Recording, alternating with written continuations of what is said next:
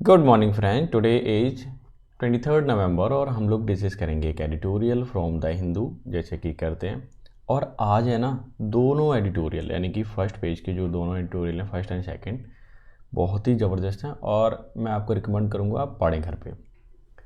आज का एडिटोरियल है ग्लिमर ऑफ होप। ग्लिमर का मतलब होता है एक तरीके से चमक है, झलक है। मैं लिख देता हूँ, ठीक है। होप का मतलब आशा, ठीक है। चमक, झलक, किरण जिसको बोल सकते हैं।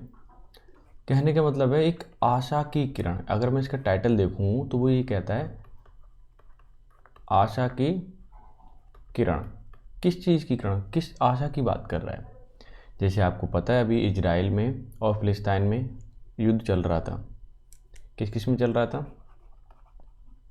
इजराइल एंड फिलिस्तीन में।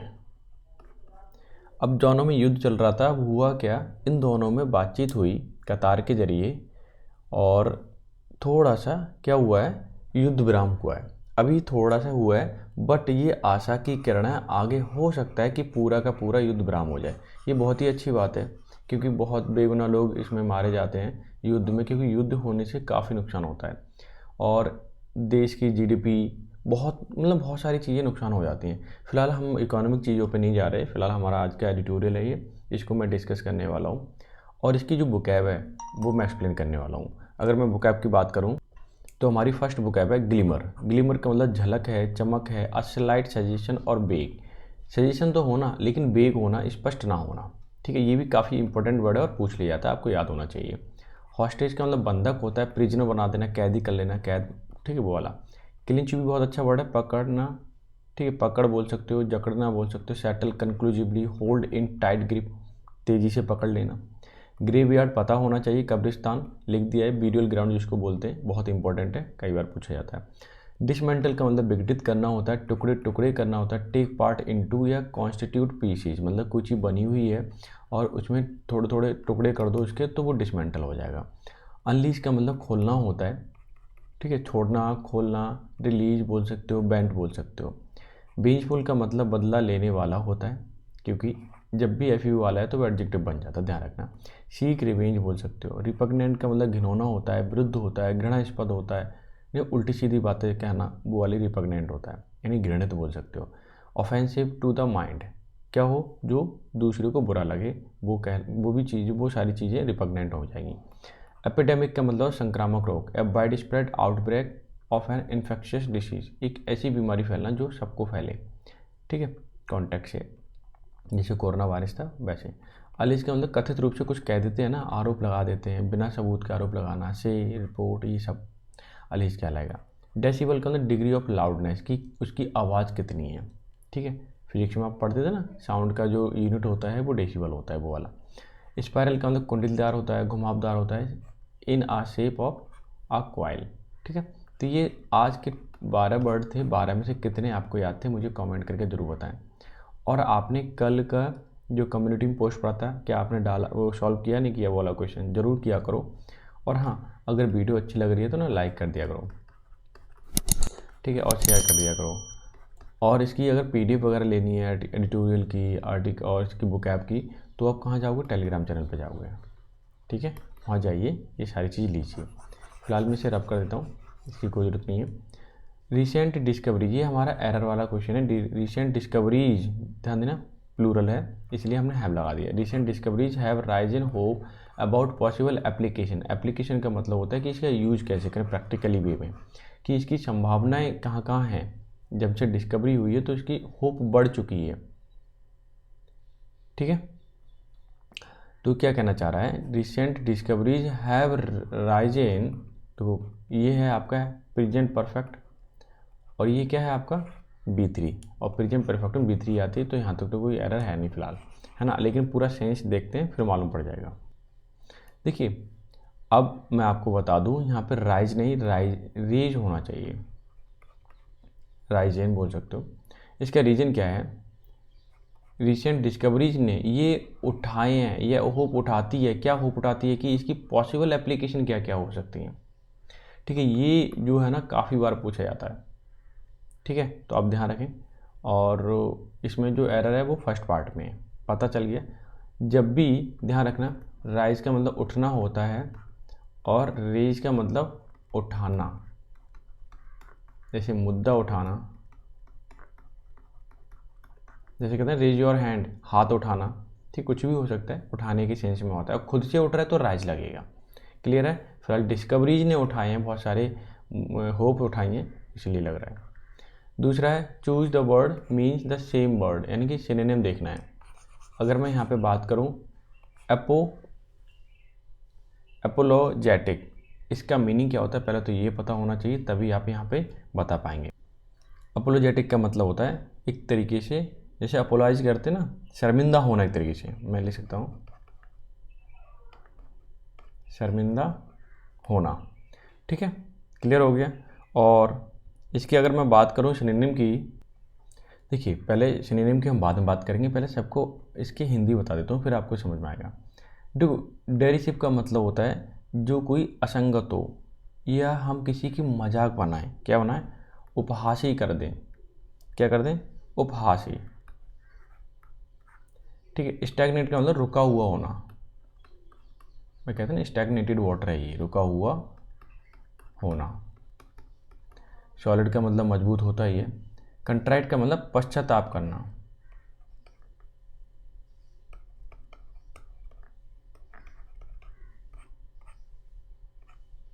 ठीक है। अब आप बताइए, अगर शर्मिंदा हो रहे हैं आप तो इसका मतलब पश्चाताप ही तो कर रहे हैं एक तरीके से, आप फील कर रहे हैं कि अच्छा नहीं हो, तो कंट्राइट ही इसका क्या है, सिनोनिम है, क्योंकि सेम वर्ड पूछे की बात की है तो सिनोनिम ही इसका हो जाएगा। ठीक है, कौन सा, कंट्राइट। अब देख लेते हैं नेक्स्ट वर्ड क्या है, डिजेनर। अच्छा, ये आपका कल का असाइनमेंट है, कल मैं ये क्वेश्चन कराऊंगा, अगर आपको आता है आंसर तो ज़रूर कमेंट करें। ठीक है, तो इसकी पीडीएफ कहाँ मिलेगी, टेलीग्राम चैनल पे। आप चलते हैं हम सीधा एडिटोरियल पे। ग्लिमर ऑफ होप, यानी कि थोड़ी आशा की किरण हो गई है, कब से आई है, द पॉज इन वॉर, युद्ध में विराम हुआ, विराम लगा। आफ्टर द हॉस्टेज, हॉस्टेज जो बंधक लोग थे उनको पकड़ लिया गया था, रिलीज करने के बाद थोड़ा सा क्या हुआ, वॉर में रुकावट आई या उसमें रोका गया। डील गिफ्ट, ये जो डील हुई है ना बंधक को रिलीज करने की, हॉस्टेज को रिलीज करने की, ये देती है पीस, शांति देती है, या शांति का एक चांस देती है, अगर हो सकता है कि शांति हो जाएगी, लड़ाई नहीं होगी। क्लियर है। अब मैं सेंटेंस को कर देता हूँ हाईलाइट, ये सेंटेंस हमारा यहाँ तक है। क्लियर, लीजिए यहाँ देखिए, द इजराइल हमास डील, जो इजराइल और हमास की जो डील हुई है ना, हमास मतलब फिलिस्तीन का ही एक जगह है या ग्रुप है, उसके लिए बोला जाता है। टू रिलीज द हॉस्टेज, कि हॉस्टेज को रिलीज करेंगे, एंड फिलिस्तीनी प्रिजनर, जितने भी फिलिस्तीनी प्रिजनर हैं, कैदी हैं, in return for a pause, थोड़ी रोकने के लिए। ठीक है, इन फाइटिंग, या फाइटिंग को रोकने के लिए पुलिस एक दूसरे की क्या किए जाएंगे, रिलीज किए जाएंगे, कौन, hostage. Offer a much needed, इसकी ज़रूरत भी थी, बहुत ही ज़्यादा ज़रूरत थी ऐसे ऑफर की, ह्यूमैनिटेरियन रिलीफ के लिए, मानवतावादी रिलीफ के लिए। टू द 2.3 मिलियन पीपल, कितने, 2.3 यानी 23 लाख लोगों की सवाल था। ऑफ द गाजा स्ट्रिप, क्योंकि गाजा का आपने मैंने स्ट्रक्चर पिछली बार बताया था जब मैं बता, तो कुछ ऐसा है।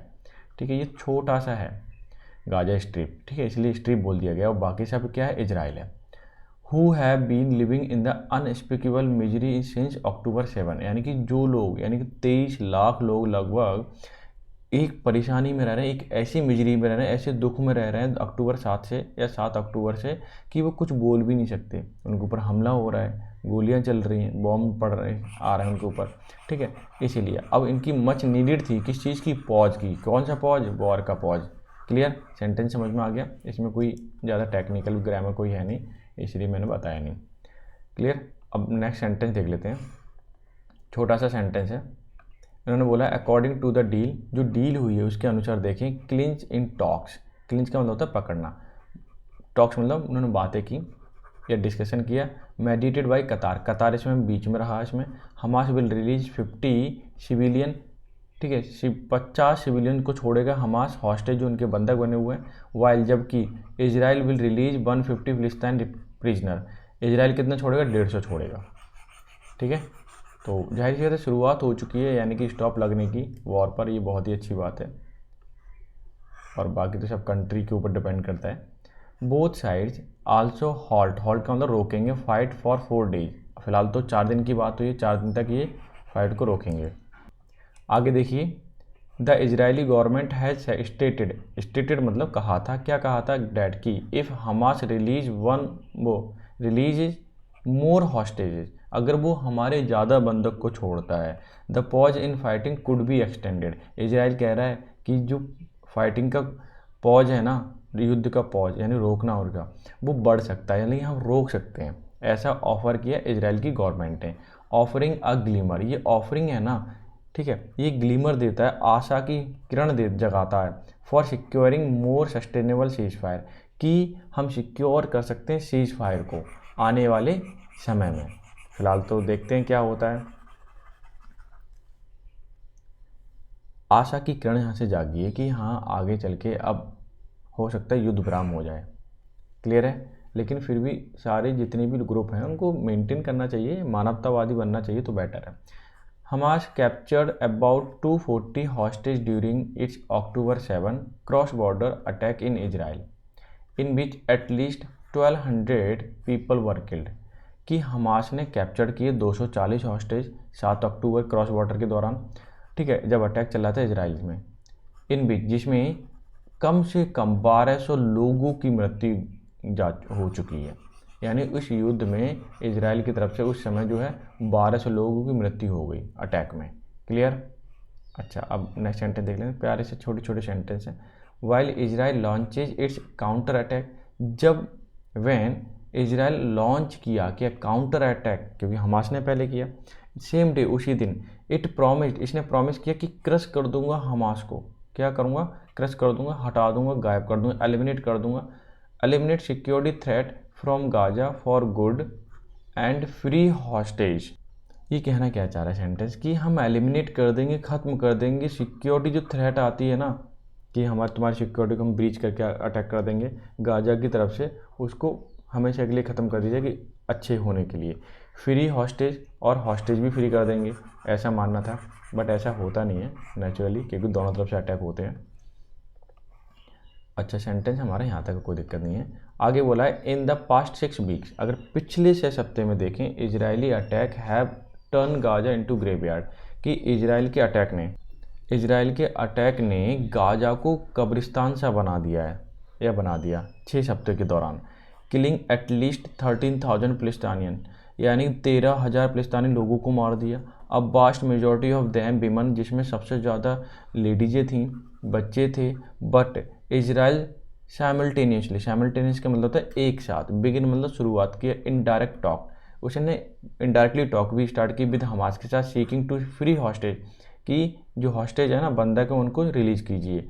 बीच रिजल्टेड द करंट डील, उसी वजह से क्या हुआ, उसके वजह से क्या रिजल्ट आया कि करंट डील हो पाई। डील किसकी हो पाई, कि आप हमारे हॉस्टेज को या हमारे जितने भी बंधक हैं उन्हें छोड़िए, फिर युद्ध विराम हो जाएगा। डन यहाँ तक। अच्छा, बहुत ही प्यारा सेंटेंस है, अगर ये पहले हो जाता तो शायद इतने लोग ख़त्म नहीं होते।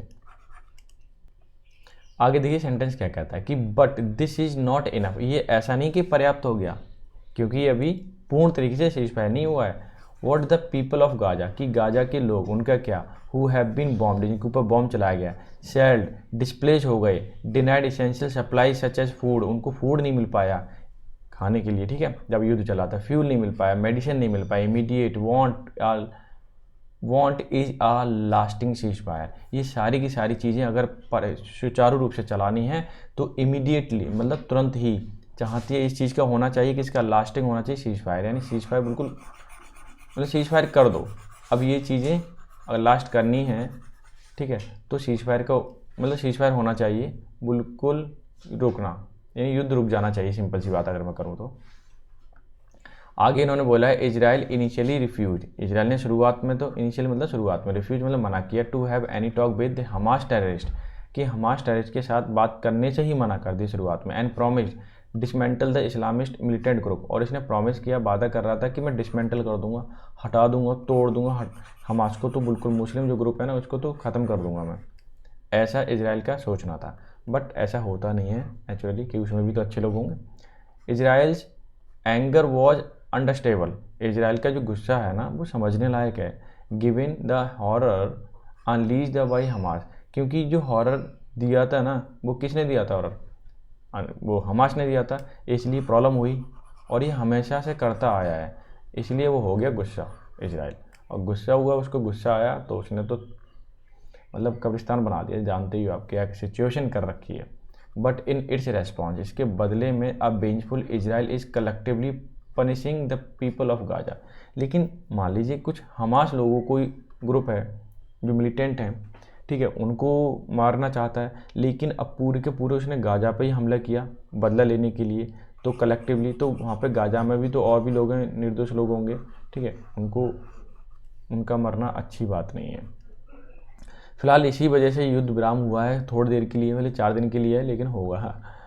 Several Israeli minister have issued dangerous and repugnant statement. अगर बहुत सारे जो इजरायली नेता हैं ना, उन्होंने इशू किए, डेंजरस मतलब खतरनाक, रिपग्नेंट का मतलब होता है घृणित, स्टेटमेंट दिए उन्होंने, फ्रॉम न्यूक्लियर थ्रेट, चाहे फिर वो न्यूक्लियर थ्रेट से हो, welcoming epidemic in southern Gaza, और जो एपिडेमिक हुआ है, एक संक्रामक फैल गया एक तरीके से मृत्यु का ना, ये सब के सब क्या कह रहे हैं, इस तरह की चीज़ें होने वाली थी, ऐसा मिनिस्टर कह रहे हैं वहाँ के, या कह रहे थे, तो ये भी गलत है।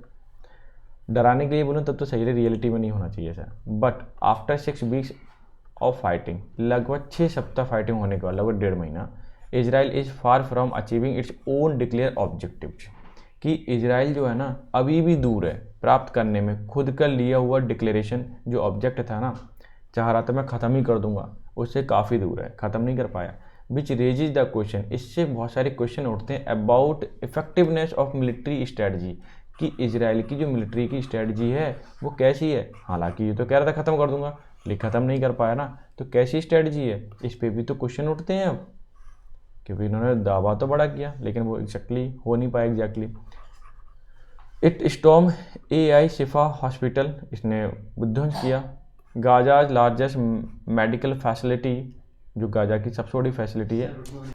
अब ये कहना क्या चाह रहा है, कि ये कहना चाह रहा है कि स्टॉर्म धावा किया एक तरीके से अल शिफा हॉस्पिटल पर, गाजा का सबसे बड़ा मेडिकल फैसिलिटी वहाँ पर मिलती है, कहते हुए, कथित रूप से कहते हुए कि हमास ने कमांड, जो हमास के कमांडर हैं या रहते हैं, उनकी जो लोकेशन है ना उसके नीचे है, अल शिफा हॉस्पिटल के नीचे, इसलिए उसने हॉस्पिटल पे भी हमले की या सारी चीज़ें रोक दी और हमला भी किया उस पर।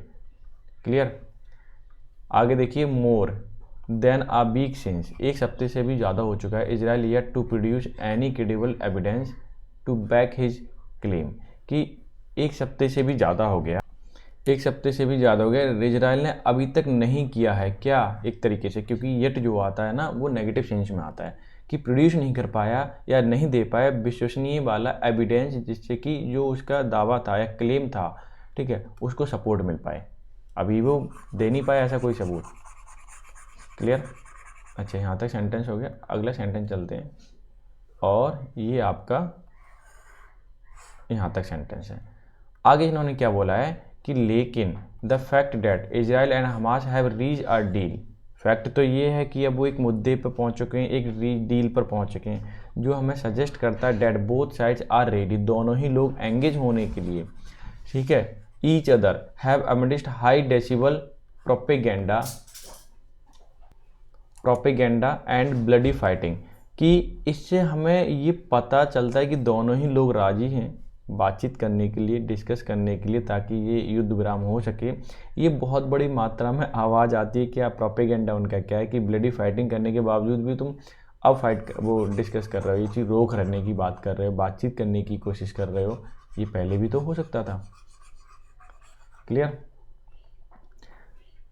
आगे सेंटेंस देखिए, एक और सेंटेंस ये देखिए, they should build on the momentum generated by deal and extended the pause into full fledge ceasefire. इन्होंने बोला है कि जो क्षण है अभी ना, उससे ये पता चलता है जो डील हो रही है, ठीक है, एक्सटेंड हो सकती है, किस चीज़ को एक्सटेंड कर सकती है, डील को। डील किस चीज़ की है, फुल फ्लेज, पूर्ण तरीके से सीज फायर की, ये क्या हो सकती है, अभी आगे बढ़ सकती है, कहने का मतलब युद्ध विराम हो सकता है। आगे इन्होंने बोला है कि this is that is the only way, यही तो एक रास्ता है रिलीज करने का ऑल हॉस्टेज, कि युद्ध विराम होगा तभी तो हॉस्टेज रिलीज हो पाएंगे, बंधक रिलीज हो पाएंगे। Provide last relief to the Palestine, और इससे क्या मिलेगा, एक अंतिम रिलीफ मिलेगा फिलिस्तीन के लोगों को।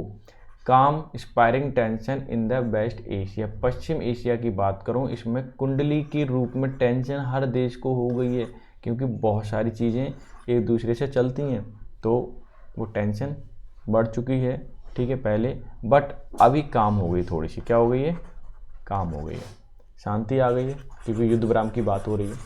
क्लियर। तो ये था आज का एडिटोरियल, कैसा लगा जरूर बताएं कमेंट करके। और युद्ध विराम हुआ, ये बहुत ही अच्छी बात है। आज वोकैब की अगर हम बात करें, ये 2 आपका असाइनमेंट है, ज़रूर करना है, ठीक है। और ये वोकैब कैसी लगी ज़रूर मुझे कमेंट करके बताएं, ठीक है। लाइक शेयर तो कर ही दें वीडियो को। तो मिलते हैं नेक्स्ट सेशन में, तब तक के लिए bye bye, take care, have a good day.